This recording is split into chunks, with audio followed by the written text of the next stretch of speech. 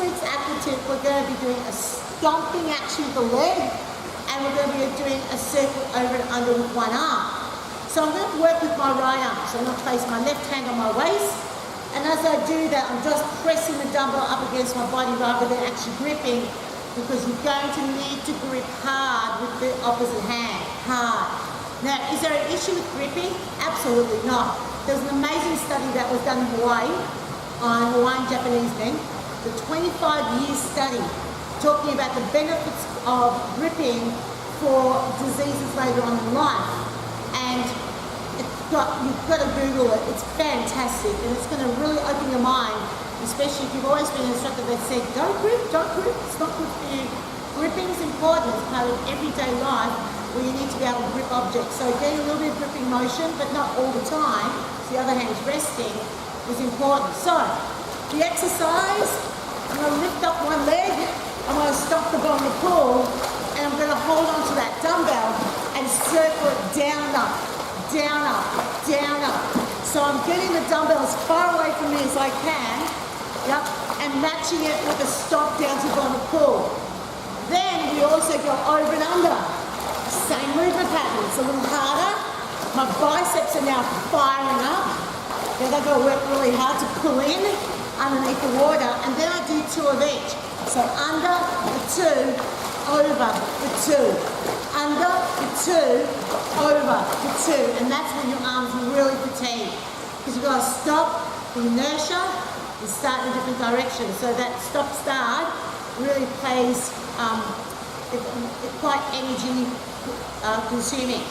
So then I place that hand on this waist, and I do the same thing on the opposite side. Now, you don't have to put all these movements together. You could choose to do one movement, just under and over, then get something else, and then do the over and under, then do something else, and then go two under, two over.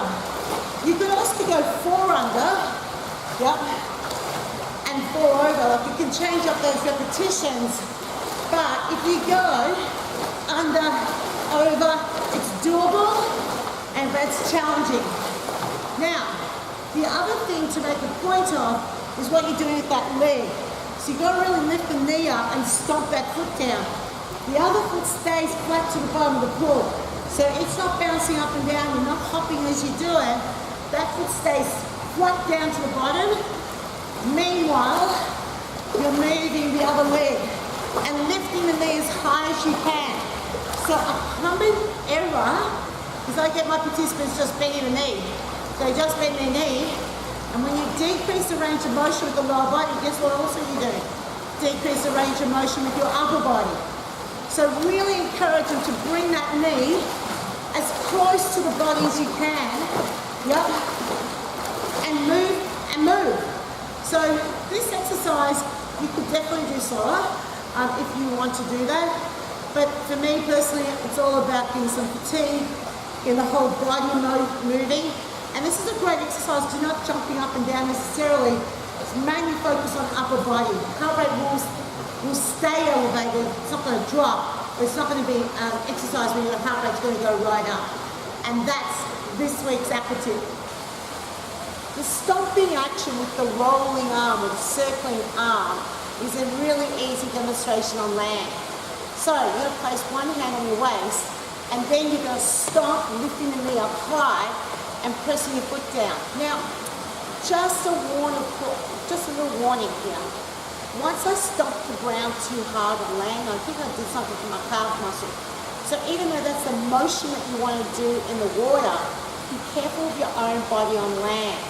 So when I demonstrate the stomping motion, it's more about what I'm doing here with my body than what I'm doing with my foot down the ground. So I'm not going to try and slam my foot down. It won't feel really good. And also, it will place a stress on the system is not appropriate. So you lift the knee up and you get what looks like a stomping action without actually banging your foot on the ground. So you're adding the opposite arm, you're asking them to circle down and up. I then usually show them side on that they're not gripping onto the dumbbell here and they're only pressing to their side with their palm. And so I'm very strict about that because I say you're going to use your fingers a lot in this track. So stomp down, lift the knee up high as you can in time with the arm action, and drive that dumbbell down. Now circle over. And again, you're using your shoulder to demonstrate. You need to over-exaggerate that motion so they understand what to do. And then finally, it's 2 under, 2 over. 2 under, 2 over.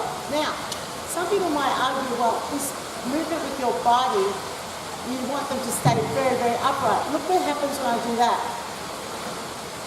It doesn't look like I've got any effort going through. And the fact is you're asking them to push their foot down. And they will get a bit of that action with their torso anyway. It's not bad, it's not poor technique or poor form or any of that sort of stuff. What you're trying to do though is emulate what it's going to be like in the water, and that's what it will feel like on them. And that's this week's Aqua tip.